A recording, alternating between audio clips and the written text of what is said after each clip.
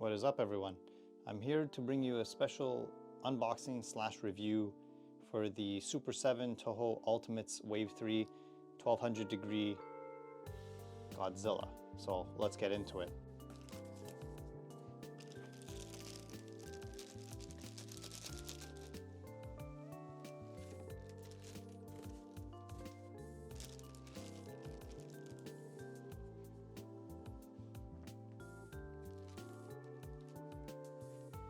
So here we have the front of the box where you can see it says 1200 degrees, and we got some melting and ribs and Godzilla versus Destroyer. And along the side of the box we got more of this melting with exposed rib cage, the Ultimates logo, and then at the bottom is probably, some of the copywriting. I should take it out of the box, or out of the bag, excuse me.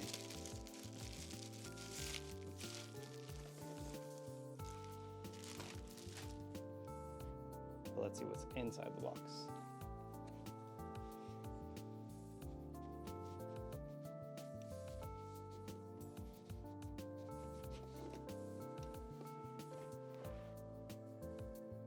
So it is a little hard to see with the glare, but at first glance, I'm a little apprehensive on how it looks. It clearly doesn't look like the renders, but that's kind of what's been going on with Super7 lately. But take a more look at the box. We see movie poster in a little blurb. But let's see what it looks like when we take it completely out of the box. We're gonna attempt to take it out of the box, see if we can not make a giant mess of everything.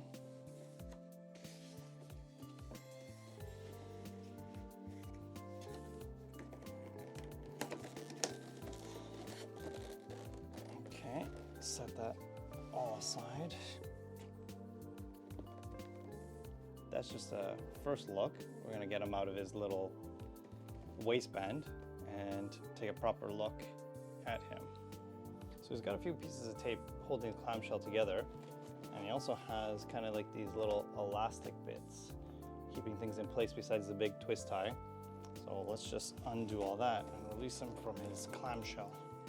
So we can actually see that his tail is really just confined here with those elastic bits that you can easily just cut, and then he has his twist tie here.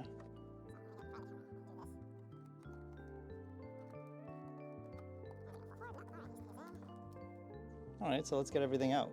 So after some wrestling, managed to get him out of the box. So I have him sitting on his tail so he doesn't fall back. So we got a close-up of his face.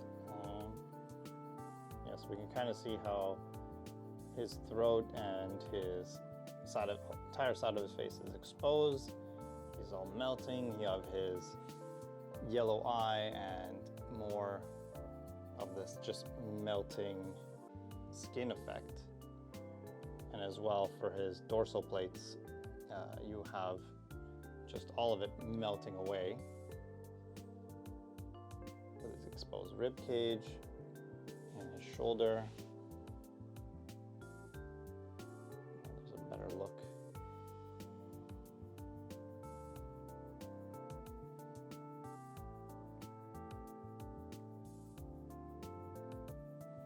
So this is just a close-up of his chest and his shoulders and more of his melting dorsal spines. You can kind of see it's just like spewing out here. I'll let the camera focus. Yeah, so we have plenty of melting going on, and then you have his little skeleton arm as we get lower. And this is just entirely rubber, which I wasn't expecting. And then as we go, you have the thighs and everything. And we have one regular foot, one melting foot with bone and toes exposed. We can also take a close-up of the actual tail itself. So the tail itself, you can see about halfway through we start getting this melted, and with the actual bone showing, and it's kind of like dripping off. And then towards the end we just get the exposed tail, still with the plates showing, his dorsal plate showing, which is nice. I did have to maneuver them around a little bit to get them to line up properly, but you can kind of see, especially with the light, how it's kind of translucent. The replacement is just completely exposed skull. There's no articulation, the mouth is just wide open like that.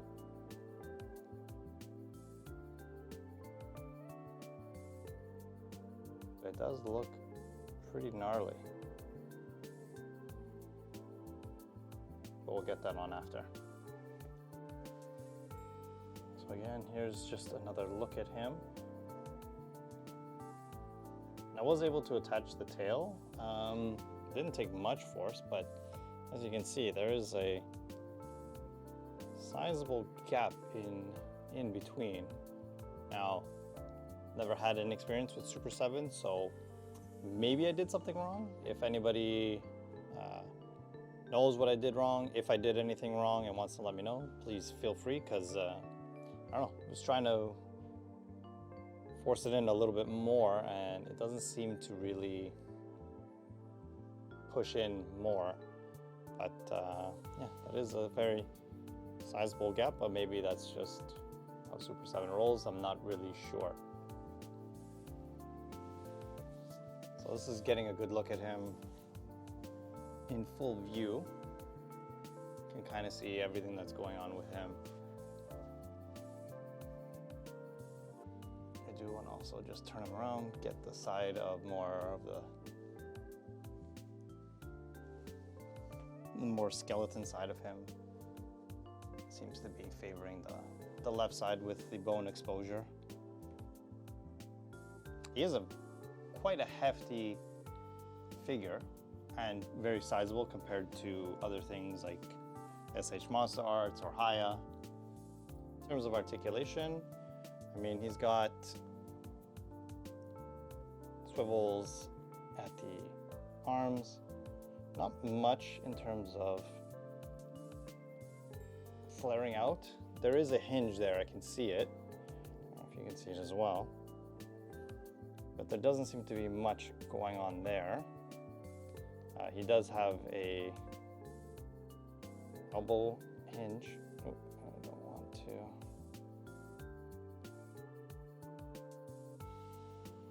And a wrist hinge. I just don't want to force them too much.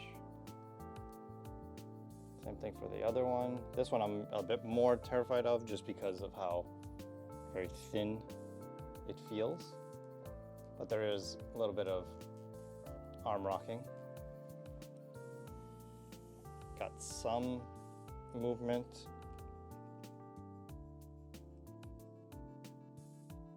Got some neck joints as well. Can't tell if that's a hinge joint or not.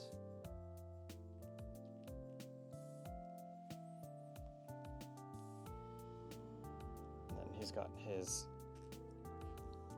pretty good movement at his hips with ball joints. The knees are on hinges with some swiveling. Just trying to see, there's some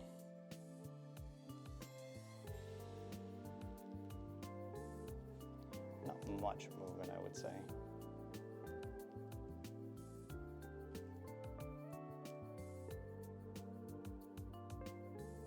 And then same thing for the feet.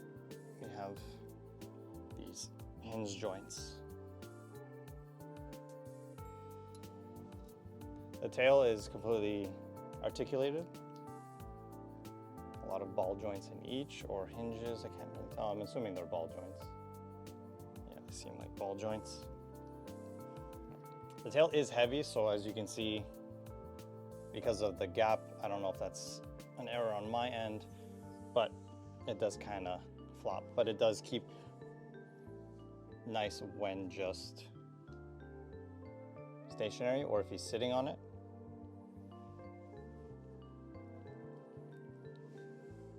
All right, so I managed to get the replacement head on after some fighting with it. Always good to know is if you have any kind of resistance to never really force it, or otherwise you can break it. In this case, I used heat. I just put a little bit of heat with a blow dryer to kind of loosen up the previous head, and then pop that one off, heated up the joint here on the new head, and it popped in fairly easily. I do like how he's very Skeletor-like. But overall, the novelty of this figure is something like I've never seen before. We've never really seen the full-on, you know, melting and melted Godzilla 95. So kudos to Super7 for choosing something as unique as this. In terms of the execution, we'll get into that. And obviously for size comparison, we have to compare him to the SH Monster Arts Burning Godzilla. So in comparison, he's definitely a lot bigger, definitely a lot chunkier. He's definitely taking up a lot more real estate than the SH Monster Arts. Overall, what do I think? This is my first figure with Super7. I have been following them ever since they came up with Wave 1 and even the smaller Godzilla figures that they've been making. And obviously the previous waves have been met with lukewarm reception. So I kind of stayed away from just their general releases in terms of you know, Godzilla, Biollante, Mechagodzilla. But when I had seen this originally, it really drew me to it because the idea is something we haven't seen before, at least I haven't. And I wanted to give them a shot, especially because it was more of a unique take. Obviously we have different versions and different companies that have made Godzilla figures, but nobody's made something like this. And it definitely got my attention the first time. But seeing it in hand, obviously, this is another one of Super7's.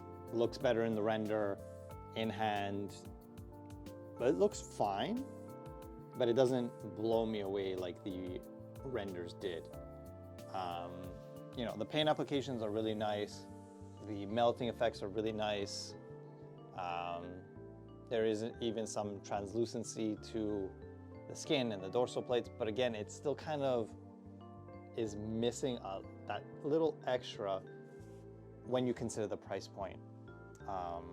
Again, when you're comparing it to something like the SH Monster Arts, you know, which has received other kinds of lukewarm reception lately, when you compare it to, you know, obviously the Burning Godzilla, oh, there went his head.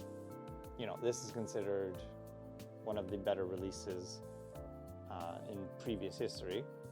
Definitely one of my favorites. And when you look at that in comparison to the price, and then you look at this, again, the idea is awesome, but the execution is kind of lacking just a little something to push it over to the edge. Now, I don't know if that's just my overall opinion just looking at the figure, or the fact that Super7 has kind of been floundering a bit when it comes to these waves. It is hard to say if it's just the stigma that Super7 has been getting lately, or am I just not seeing something with this figure. I do want to, you know, commend Super7 for, you know, taking this idea and really trying to make it their own. It is, again, a super unique idea, and I think one that a lot of Godzilla fans had been waiting to see from other companies. It's definitely you know, again, something I haven't seen before. So this is a nice treat. But again, I wish there could have been just some cleaning up of the actual figure, especially for the price point when you have, you know, older SH monster arts that were, I guess, competitive in that term. Obviously now their prices have gone up, but you do have, you know, Haya that is producing great quality stuff at a cheaper price. And when you just kind of look at those compared, you can kind of see that they're not in the same lane, you know? When you look at the details of SH Monster Arts or Haya compared to Super 7, you would assume that maybe Super 7 was offering higher prices, but unfortunately that's not the case. I do like the figure though. You know, overall, I wouldn't say it's a bad figure. It is going to be a unique set piece, but I don't know if this would kind of turn people around who have been exposed to Super 7 previously, make all their worries go away. There are still some worries, and of course, execution is still a little iffy on their end, but we'll see what happens with obviously the Destroyer, and we're going to have Space Godzilla and Mogera, and then obviously the Godzilla -1. And again, renders look great, but in person, in picture, it tells a different story. And this was my only pre-order from Super 7 directly from their website, and I think it might stay that way. I'm obviously very curious with the Godzilla -1, especially since the SH Monster Arts version has also been met with some criticism, either with the sculpt, the paint, or just the price. So I'm apprehensive with Super 7 on the Godzilla -1. I would love to pre-order because, again, the renders look great. But given the track record so far, and especially having my first Super 7 in hand, it's kind of not swaying me completely. If they do a great job and it comes out great, then I will gladly purchase the -1 from Super 7. But as of right now, I'm gonna wait, and for the time being, this will be my only Ultimate series in my collection. So thank you guys for watching. I do have, you know, a large collection of stuff to show and to talk about. So if this is something you would like to see more of, you know, let me know. I have plenty of stuff, new and old, we can showcase and talk about, and any upcoming future releases I would love to talk about as well. Also, bear with me that I'm kind of new to this, so it might seem a little rough around the edges in terms of my filming, editing, but we'll get better. And any feedback is great feedback. So hope you guys enjoyed, and hope to hear from you guys, and catch you on the next one. All right, take care.